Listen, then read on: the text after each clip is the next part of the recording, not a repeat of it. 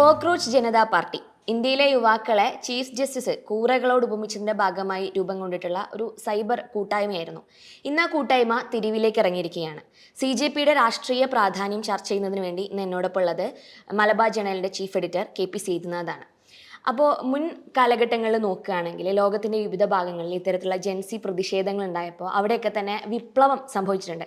ഇപ്പോൾ ശ്രീലങ്ക ആണെങ്കിലും നേപ്പാൾ ആണെങ്കിലും ആ ഒരു പാതയിലേക്കാണോ ഇന്ത്യയും സഞ്ചരിച്ചുകൊണ്ടിരിക്കുന്നത്? ഈ ജെൻസി എന്ന് പറയുന്നത് രശ്മി പറഞ്ഞതുപോലെ ശ്രീലങ്ക, നേപ്പാൾ, ബംഗ്ലാദേശ് അവിടുത്തെ അനുഭവങ്ങളെല്ലാം വെച്ചിട്ടാണ്. ഇപ്പോൾ ഇന്ത്യയിലെ രാഷ്ട്രീയത്തിൻ്റെ ഒരു സ്ഥിതി വെച്ച് നോക്കുമ്പം ആ അനുഭവങ്ങൾ മാത്രമല്ല, കുറച്ചുകൂടെ പുറയിലേക്ക് നമുക്കൊരു അനുഭവമുണ്ട്. നമ്മുടെ കഴിഞ്ഞ BJP ഗവൺമെൻറ്റിന് മുമ്പുള്ള UPA ഗവൺമെൻറ്റിൻ്റെ കാലഘട്ടത്തിലായിരുന്നു ഇന്ത്യ അഗൻസ്റ്റ് കറപ്ഷൻ എന്ന് പറഞ്ഞ നിലയിലുള്ള വലിയൊരു സമരം നടക്കുന്നത്. അതും ഡൽഹിയിൽ തന്നെയാണ് അവിടെ നിന്ന് വന്നത്. അന്ന് ലോക്പാൽ എന്ന് പറയുന്ന നിലയിലുള്ള അഴിമതി വിരുദ്ധമായിട്ടുള്ള ഒരു ഇതിൻ്റെ സ്ഥാപനത്തിന് വേണ്ടിയിട്ടാണ് വന്നത്. ആ സമരം ശരിക്കും പറയുകയാണെന്നുണ്ടെങ്കിൽ അല്ലെങ്കിൽ അതായിരുന്നു UPA സർക്കാരിൻ്റെ പതനത്തിലേക്കും BJPയുടെ ഉദയത്തിലേക്ക് നയിച്ചതെന്ന് പറഞ്ഞിട്ടാണ് ഇന്ന് രാഷ്ട്രീയമായി വിലയിരുത്തപ്പെടുന്നത്. അതുകൊണ്ട് തന്നെ ഈ നമ്മൾ ജെൻസിയുടെ ഒരു എജിറ്റേഷൻ എന്ന് പറയുന്നത് ഒരു പൂർണ്ണമായിട്ടും ഒരു പോസിറ്റീവായിട്ടുള്ള ഒരു എലിമെൻ്റ് ആണോ എന്നുള്ളതിനെ കുറിച്ചിട്ടുള്ള പല സംശയങ്ങളും രാഷ്ട്രീയത്തിനകത്ത് ഇത് ചെയ്യുന്നുണ്ട്. അപ്പോൾ ഈ സമരം വളരെ സ്പെസിഫിക് ആയിട്ടുള്ള ഒരു പ്രത്യേകതകൾ ഇതിനകത്തുണ്ട്. നേരത്തെ രശ്മി പറഞ്ഞതുപോലെ നമ്മുടെ സുപ്രീം കോടതിയിലെ ചീഫ് ജസ്റ്റിസ് സൂര്യകാന്ത് അദ്ദേഹത്തിൻ്റെ പരാമർശങ്ങളാണ് ഈ ഒരു ഫോർമേഷനിലേക്ക് വന്നത്. ആ ഫോർമേഷൻ്റെ പിന്നിൽ പ്രവർത്തിച്ചിട്ടുള്ള അഭിജിത്ത് ദിപ്കെ എന്ന് പറയുന്ന വ്യക്തി, അദ്ദേഹം നേരത്തെ ആം ആദ്മി പാർട്ടിയുടെ തന്നെയും അതിൻ്റെ സൈബർ മീഡിയയും മറ്റും ഹാൻഡിൽ ചെയ്തിട്ടുള്ള ഒരു വ്യക്തി കൂടിയാണ്. അപ്പോൾ ഈ എജിറ്റേഷന് തെരുവിലേക്ക് എത്താനായിട്ടുള്ള ഒരു പ്രധാന കാരണമെന്ന് പറയുന്നത് ഈ നമ്മുടെ കോമ്പറ്റീറ്റീവ് എക്സാമിനേഷൻസ്, നമ്മുടെ മത്സര പരീക്ഷകളുടെ തുടർച്ചയായിട്ടുള്ള ഒരു വീഴ്ചകളാണ്. അതിലേറ്റവും വന്നത് അടുത്ത കാലത്ത് വന്ന നീറ്റ് എക്സാമിനേഷനാണ്. അതിനുശേഷമാണ് പറയുന്നത് CBSEയുടെ പരീക്ഷകളിൽ മുഴുവൻ ഉണ്ടായിട്ടുള്ള ഇത്. അപ്പോൾ അത് എടുത്തുകൊണ്ടാണ് അവരൊരു സ്പെസിഫിക് ഡിമാൻഡ് ഉയർത്തിയിട്ടാണ്, അതായത് കേന്ദ്ര മാനവശേഷി മന്ത്രി രാജിവെക്കുക.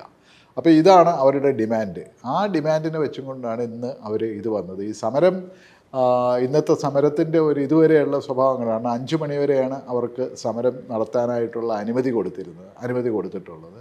അതിൽ ഇപ്പോൾ തന്നെ ആയിരക്കണക്കിന് വിദ്യാർത്ഥികളും യുവാക്കളും രാജ്യത്തിൻ്റെ നാനാഭാഗത്തുനിന്നും എത്തിയിട്ടുള്ളവരുണ്ട്. പിന്നെ അതിന് സപ്പോർട്ട് ചെയ്തുകൊണ്ട് വിദ്യാർത്ഥി സംഘടനകൾ അവന് പിന്തുണയായിട്ട് വന്നിട്ടുണ്ട്.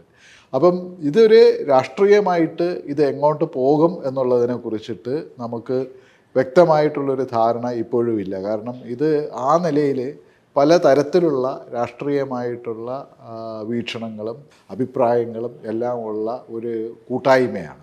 അതിനൊരു കൃത്യമായൊരു ഫോക്കസ് ഉള്ള തരത്തിലുള്ള ഒരു മൂവ്മെൻ്റായിട്ട് അത് വളരുമോ, അത് എങ്ങനെയാണ് ഇത് ചെയ്യുന്നത് എന്നുള്ളതിനെ കുറിച്ചിട്ട് നമുക്ക് പറയാൻ പറ്റിയിട്ടില്ല. പക്ഷേ ഇന്ന് ഇദ്ദേഹം അഭിജിത്ത് ദീപ്കെ ആദ്യം പറഞ്ഞ ഒരു സാധനം, യുവാക്കൾ ഇനി ഒന്നിനെയും ഭയപ്പെടുന്നില്ല, ഞങ്ങൾ ചോദ്യം ചെയ്യാൻ തയ്യാറാണ്, കൂറകൾ ഒന്നിനെയും ഭയപ്പെടാറില്ല, കൂറകൾ മരിക്കാറുമില്ല. ഇതായിരുന്നു അദ്ദേഹത്തിൻ്റെ വാക്കുകൾ.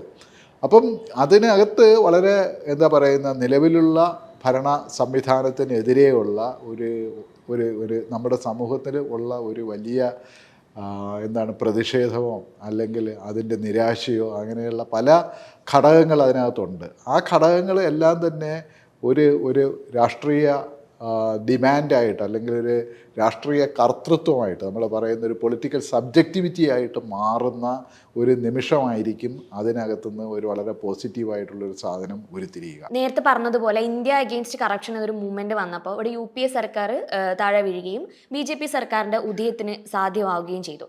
അപ്പോൾ ഇപ്പോൾ ഇങ്ങനെ ഒരു മൂവ്മെന്റ് മുന്നോട്ട് വരുമ്പോൾ BJP സർക്കാരിന് അതൊരു അസ്തമയത്തിന് സാധ്യതയുണ്ടോ? അതേപോലെ ഇന്ത്യയിലും വീണ്ടും ഒരു മുന്നണി അല്ലെങ്കിൽ വേറൊരു സംവിധാനത്തിന്റെ ഉദയത്തിന് അത് സാധ്യമാകാൻ സാധ്യതയുണ്ടോ?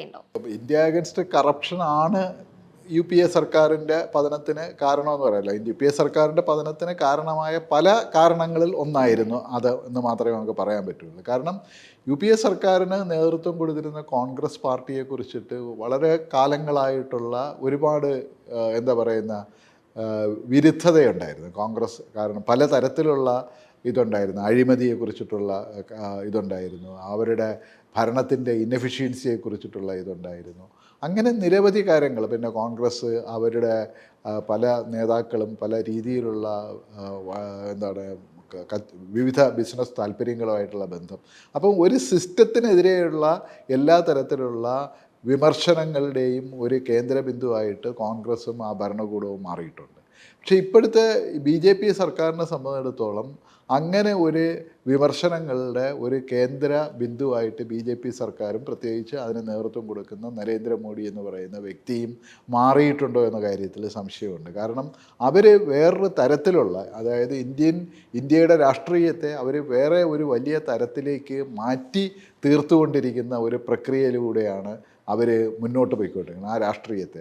അപ്പോൾ അത് BJPയുടെ മാത്രമല്ല, അല്ലെങ്കിൽ നരേന്ദ്രമോദിയുടെ വ്യക്തിത്വത്തിൻ്റെ മാത്രമല്ല, ഈ എന്താണ് പറയുന്നത്, ഒരു പുതിയ രാഷ്ട്രീയ സമവാക്യം അവർ ഇന്ത്യയിൽ രൂപീകരിച്ചിട്ടുണ്ട്. അതായത് ഇന്നാൾ നമ്മുടെ ഒരു രാഷ്ട്രീയ ഇതായിട്ടുള്ള ഒരാൾ അഭിപ്രായപ്പെട്ടതുപോലെ മോഡിയല്ല ഹിന്ദുത്വം ഉണ്ടാക്കിയത്, ഹിന്ദുത്വമാണ് മോഡിയെ ഉണ്ടാക്കിയത്. ആ ഹിന്ദുത്വത്തിൻ്റെ രാഷ്ട്രീയം ഏതാണെന്നുള്ളതും ആ രാഷ്ട്രീയത്തിന് പകരമായിട്ടുള്ള ഒരു ബദൽ എന്താണെന്നുള്ളതിനെ കുറിച്ചിട്ടുള്ള ഒരു ചിന്ത വളരെ അത്യാവശ്യമാണ്. പക്ഷേ ഇതിലെല്ലാം തന്നെ ഈ രാഷ്ട്രീയത്തിനെതിരെ, അല്ലെങ്കിൽ മോഡി ഭരണകൂടം പ്രതിനിധാനം ചെയ്യുന്ന ഒരു അമിത അധികാരത്തിനും അവരുടെ ഭരണപരമായ വീഴ്ചകൾക്കും അവർ ഏർപ്പെട്ടിട്ടുള്ള പലതരത്തിലുള്ള ഭരണകൂടത്തിൻ്റെ അതിക്രമങ്ങൾക്കും എല്ലാം എതിരായിട്ടുള്ള നിരവധി ഈ ചലനങ്ങൾ നമ്മുടെ സമൂഹത്തിലുണ്ട്. അപ്പോൾ ആ ചലനങ്ങളുടെ ഒരു പ്രധാന എലിമെൻ്റായിട്ട് ഇതിനെ എടുക്കാം. ഇപ്പോൾ ഈ ഒരു പ്രത്യേക സമരം തന്നെ നോക്കൂ. ഇന്ത്യയിൽ ഏതാണ്ട് 20 ലക്ഷത്തോളം കുട്ടികൾ എഴുതുന്ന പരീക്ഷയാണ് നീറ്റ് പരീക്ഷ. അത് ആദ്യമായിട്ടല്ല വരണത്, കഴിഞ്ഞ കുറേ വർഷങ്ങളായിട്ട് NTS എന്ന് പറയുന്നത് 2017 മറ്റോ ആണ് NTS എന്ന് പറയുന്ന സാധനം രൂപീകരിക്കുന്നത്. അത് മുതൽ ഇങ്ങോട്ട് 6-7 വർഷമായിട്ട് തുടർച്ചയായിട്ട് അതിൽ എപ്പോഴും ക്രമക്കേടുകൾ വരുന്നുണ്ട്. സാധാരണഗതിയിൽ ഏതെങ്കിലും ഒരു വ്യക്തിയോ ഏതെങ്കിലും ഒരു സ്ഥലത്തോ നിന്ന് ചോദ്യപേപ്പർ ലീക്ക് ചെയ്യുകയാണെങ്കിൽ ഇത്തവണത്തെ ചോദ്യപേപ്പർ ലീക്കിൻ്റെ ഒരു പ്രധാന പ്രശ്നം അത് ആ NTSന് അകത്തുനിന്നുള്ള അതിലെ തന്നെ ഒരു പ്രധാനപ്പെട്ട ആളാണ് അതിൻ്റെ പിന്നിൽ പ്രവർത്തിച്ചതെന്നാണ് പറയുന്നത്. അപ്പോൾ അതൊരു സിസ്റ്റത്തിൻ്റെ ടോട്ടൽ ഫെയിലിയറാണ്. അതിൻ്റെ ഉത്തരവാദിത്വം ഏറ്റെടുത്ത് അതിൻ്റെ മന്ത്രിയെ രാജിവെക്കുക അല്ലെങ്കിൽ അദ്ദേഹത്തെ പുറത്താക്കുകയോ ചെയ്യുന്നതിന് പകരമായിട്ട് നമ്മുടെ കേന്ദ്ര സർക്കാർ ഇതുവരെ അതിനെക്കുറിച്ചിട്ടൊന്നും പറഞ്ഞിട്ടില്ല.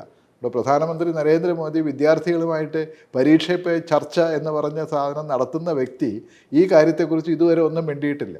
ഇത് ഈ ഒരു പരീക്ഷ മാത്രമല്ല, UGC നെറ്റ് പരീക്ഷ, CBSEയുടെ 10ും 12ാം ക്ലാസ്സിൻ്റെ പരീക്ഷ, അതുപോലെ ഈവൻ UPSCയുടെ എക്സാമിനേഷനുകൾ പോലും ക്രമക്കേടുകൾ നടന്നതായിട്ടുള്ള വലിയ ഇത് നിലനിൽക്കുന്ന ഒരു സാധനമാണ്. ഒരു കണക്കനുസരിച്ചിട്ട് ഏതാണ്ട് 84ഓളം മത്സര പരീക്ഷകളിൽ പലതരത്തിലുള്ള ക്രമക്കേടുകൾ നടക്കുകയും അത് റദ്ദ് ചെയ്യുകയും ചെയ്യേണ്ടി വരുന്ന സാഹചര്യമാണുള്ളത്. ഒരു പരീക്ഷ നീറ്റ് പരീക്ഷയ്ക്ക് പ്രിപ്പയർ ചെയ്യുന്ന ഒരു കുട്ടി ഇനിയിപ്പോൾ രണ്ടാമതും പോയിട്ട് എഴുതുകയാണ്. ഇതിനകം തന്നെ 6 കുട്ടികളോ മറ്റോ ആത്മഹത്യ ചെയ്തു. അതിലൊരു കുട്ടി ആത്മഹത്യ ചെയ്ത ആ കുട്ടി ഈ പരീക്ഷാ സംവിധാനത്തിനെയും അതിൻ്റെ പിന്നിലുള്ളതിനെയും മുഴുവൻ കുറ്റപ്പെടുത്തിക്കൊണ്ടുള്ള ഒരു ആത്മഹത്യാ കുറിപ്പ് വെച്ചിട്ടുണ്ട്. ആ കുറിപ്പ് ഇപ്പം പുറത്ത് കാണിക്കുന്നില്ല എന്നാണ് പറയുന്നത്. അപ്പോൾ ഈ നിലയിലുള്ള ഒരു ജനവിരുദ്ധമായിട്ടുള്ള, അല്ലെങ്കിൽ ചില ജനങ്ങളുടെ താല്പര്യങ്ങൾക്ക് നേരെ വിരുദ്ധമായിട്ടുള്ള ഒരു ഭരണക്രമത്തിനെതിരായിട്ടുള്ള ഒരു മൂവ്മെൻ്റായിട്ട് ഇത് വളരുക എന്നുള്ളതാണ് പ്രധാനമായിട്ടും നമുക്ക് നോക്കേണ്ടത്. നീറ്റ് എക്സാമിൽ വന്നിട്ടുള്ള ക്രമക്കേടുകളായി ബന്ധപ്പെട്ടാണ് ഇപ്പോൾ CJPയെ തെരുവിലേക്ക് ഇറക്കുന്നതിന് വേണ്ടിയിട്ട് കാരണമായിട്ടുള്ളത്. ഇപ്പോൾ ഇന്ന് ജന്തർ മന്ദിറിൽ നടന്നിട്ടുള്ള പ്രതിഷേധമാണെങ്കിൽ പോലും മാധ്യമങ്ങൾ കംപ്ലീറ്റ് ആയിട്ട് അവഗണിച്ചിട്ടുള്ള ഒരു അവസ്ഥയാണ് സംഭവിച്ചിട്ടുള്ളത്. എന്താണ് അങ്ങനെ ഒരു സംഭവത്തെ എങ്ങനെയാണ് നോക്കിക്കാണുന്നത്? അല്ല, അത് വളരെ അത്ഭുതകരമായിട്ടുള്ള സാധനമാണ്. കാരണം രാവിലെ തന്നെ ഈ പ്രതിഷേധത്തിൻ്റെ ഒരു സംഭവം സാധാരണഗതിയിൽ നമ്മുടെ ടെലിവിഷനുകൾ ലൈവ് കവറേജ് കൊടുക്കേണ്ടതാണ്.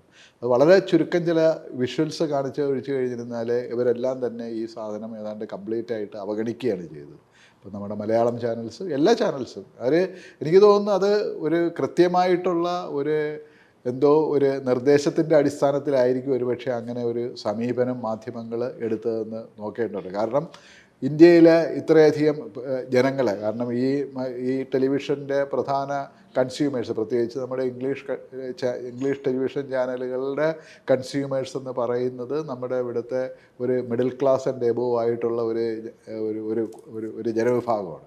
അവർക്കാണ് ഈ മത്സര പരീക്ഷകളിലെ ഈ ഒരു ക്രമക്കേടുകളിലെ ഏറ്റവും വലിയ വിക്ടിംസ് ആവുന്നത്. അപ്പോൾ അങ്ങനെയുള്ള ഒരു മിഡിൽ ക്ലാസ്സിനെ, അല്ലെങ്കിൽ മിഡിൽ ക്ലാസ് ആൻഡ് എബോവ് എന്ന് പറയുന്ന ഒരു ജനവിഭാഗത്തെ ആകർഷിക്കുന്ന, അല്ലെങ്കിൽ അവരുടെ ശ്രദ്ധയെ ഇത് ചെയ്യേണ്ട ഒരു സംഭവത്തിനെക്കുറിച്ച് യാതൊരു തരത്തിലും, അല്ലെങ്കിൽ നമ്മുടെ ടെലിവിഷൻ ചാനലുകളോ അല്ലെങ്കിൽ ദേശീയ മാധ്യമങ്ങളോ അവഗണിച്ചു എന്ന് പറയുന്നത് ശരിക്ക് ഗൗരവമായിട്ട് കാണേണ്ട ഒരു വിഷയം തന്നെയാണ്. ഇത് മാത്രമല്ല, ഇന്ന് ഈ സമരം തുടങ്ങിയ ദിവസം തന്നെ 12ാം ക്ലാസ്സിൻ്റെ CBSEയുടെ പരീക്ഷയുടെ മൂല്യനിർണ്ണയത്തിൻ്റെ സംഭവം പ്രൈവറ്റ് ഏജൻസിയിൽ നിന്ന് മാറി CBSE സ്വയം ഏറ്റെടുത്തു എന്ന് പറഞ്ഞിട്ടുള്ളൊരു തീരുമാനവും കൂടെ വന്നിട്ടുണ്ട്. എന്നിട്ട് അടുത്ത ആഴ്ച മുതൽ അതിൻ്റെ പ്രോസസ്സിങ് അവർക്ക് കൊടുക്കാമെന്നുള്ളതിൻ്റെ സാധനമുണ്ട്. അപ്പം ശരിക്കും പറയണമെന്നുണ്ടെങ്കിൽ അത് സമരത്തിൻ്റെ വിജയം എന്നുള്ള നിലയിൽ അവതരിപ്പിക്കേണ്ട ഒരു സംഭവമാണ്. അത് വളരെ ചെറിയൊരു വാർത്തയായിട്ട് മാത്രമാണ് ഇപ്പോഴും ഇതിലായിട്ട് കിടക്കുന്നത്. അപ്പോൾ അങ്ങനെയുള്ള പ്രകടമായിട്ടുള്ള മാധ്യമങ്ങളുടെ അവഗണനയും ഭരണകൂടത്തിനോടുള്ള ഒരു വിധേയത്വം എല്ലാം തന്നെ ഇതിൽ തെളിയുന്നുണ്ട്. ഇപ്പോൾ സുപ്രീം കോടതിയിൽ ഇടപെട്ട സമയത്താണെങ്കിൽ പോലും മോദി വിദ്യാർത്ഥികളുമായിട്ട് ചർച്ച ചെയ്യുന്നു എന്നുള്ള വാർത്ത ആ ഒരു രീതിയിലാണ് മാധ്യമങ്ങൾ റിപ്പോർട്ട് ചെയ്തിട്ടുള്ളത്. അത് ഇതിനെതിരെ പ്രതികരിക്കാതെ, അല്ലെങ്കിൽ ഇത്രയും വിഷയങ്ങൾ ഉണ്ടായിട്ടും, വർഷങ്ങളോളം പരീക്ഷ നടത്തിപ്പിൽ ക്രമക്കേടുകൾ ഉണ്ടായിട്ടും അതിനെതിരെ ഒരു തരത്തിലുള്ള പ്രതികരണം ഉയർത്താതെ സർക്കാരിനെ സപ്പോർട്ട് ചെയ്തുകൊണ്ടുള്ള വാർത്തകളാണ് മാധ്യമങ്ങൾ എല്ലാ സമയത്തും കൊടുത്തിട്ടുണ്ടായിരുന്നതെന്ന് കാണാം. ഇപ്പോൾ ആണെങ്കിൽ പോലും ഈ CBSE പുനർമൂല്യനിർണ്ണയത്തിൻ്റെ ഭാഗമായിട്ടുള്ള പോർട്ടൽ ഇതുവരെ തുറക്കാൻ പറ്റാതെ വിദ്യാർത്ഥികൾ ബുദ്ധിമുട്ടുന്ന ഒരു സിറ്റുവേഷൻ പോലും ഉണ്ടായിരുന്നു. അതുപോലും മാധ്യമങ്ങൾ ആ രീതിയിൽ മറച്ചു വെച്ചുകൊണ്ടുള്ള ഒരു വാർത്തകളാണ് നമ്മൾ കഴിഞ്ഞ ദിവസങ്ങളിലൊക്കെ കണ്ടത്. അപ്പോൾ ഇതും അതിൻ്റെ ഒരു CJPയുടെ പ്രതിഷേധത്തെ ഒരു തരത്തിലും അവർ അവഗണിക്കുന്നതും ഇതിൻ്റെ ഒരു ഭാഗമായിരിക്കില്ലേ? BJPയുടെ ഒരു ഇലക്ടറൽ കോൺസ്റ്റിറ്റ്യുവൻസി എന്ന് പറയുന്ന, അല്ലെങ്കിൽ ഒരു വലിയ ഇലക്ടറൽ കോൺസ്റ്റിറ്റ്യുവൻസി ഞാൻ നേരത്തെ സൂചിപ്പിച്ച ഈ മിഡിൽ ക്ലാസ് ആൻഡ് എബോവ് ആയിട്ടുള്ള ആൾക്കാരാണ്. അപ്പോൾ അവരെ സംബന്ധിച്ചിടത്തോളം അവരുടെ കുട്ടികളാണ് പ്രധാനമായിട്ട് ഇതിനകത്ത് വരുന്നത്. അപ്പം അതിനെ ആർട്ടിക്കുലേറ്റ് ചെയ്യാനായിട്ട് മാധ്യമങ്ങൾ ആർട്ടിക്കുലേറ്റ് ചെയ്യണമെന്നുണ്ടെങ്കിൽ അത് BJPയുടെ ഒരു രാഷ്ട്രീയത്തിനെ സംബന്ധിച്ചിടത്തോളം വളരെ വലിയൊരു തിരിച്ചടിയാണ്.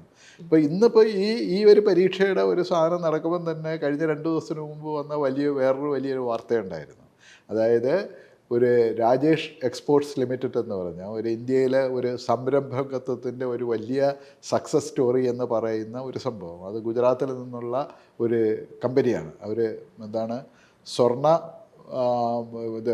ഗോൾഡ് ഓർണമെൻറ്റ്സിൻ്റെ കയറ്റുമതിയിലും ഗോൾഡിൻ്റെ പ്രോസസ്സിങ്ങിലും എല്ലാം തന്നെ സ്വർണത്തിൻ്റെ എൻഡ് ടു എൻഡ്, റിഫൈനറി മുതൽ അതിൻ്റെ ആഭരണം വരെയുള്ള എല്ലാ മേഖലയിലും ഇതായിട്ടുള്ള ലോകത്തിലെ തന്നെ ഏറ്റവും വലിയ കമ്പനി എന്ന് പറയുന്ന ഒരു സംഭവമാണ്. അവർ കഴിഞ്ഞ 5 വർഷമായിട്ട് 15 ലക്ഷം കോടി രൂപയുടെ വരുമാനം പല രീതിയിലും മറച്ചു വെച്ചു എന്ന് പറഞ്ഞിട്ട് നമ്മുടെ സർക്കാരിൻ്റെ തന്നെ securities and exchange board of India അവർക്ക് നേരെ നിയന്ത്രണങ്ങൾ കൊണ്ടുവന്നു എന്ന് പറയുന്നൊരു സംഭവമാണ്.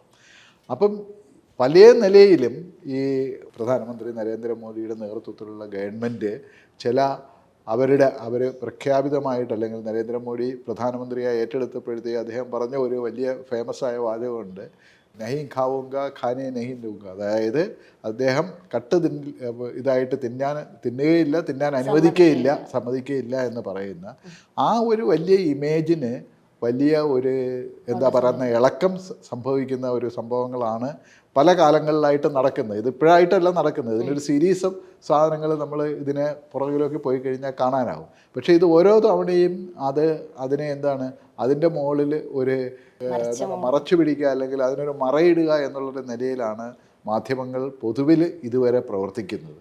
അപ്പോൾ അതിൻ്റെ ഒരു തുടർച്ചയായിട്ട് വേണം ഇതിനെ നമുക്ക് കാണാൻ കഴിയുക.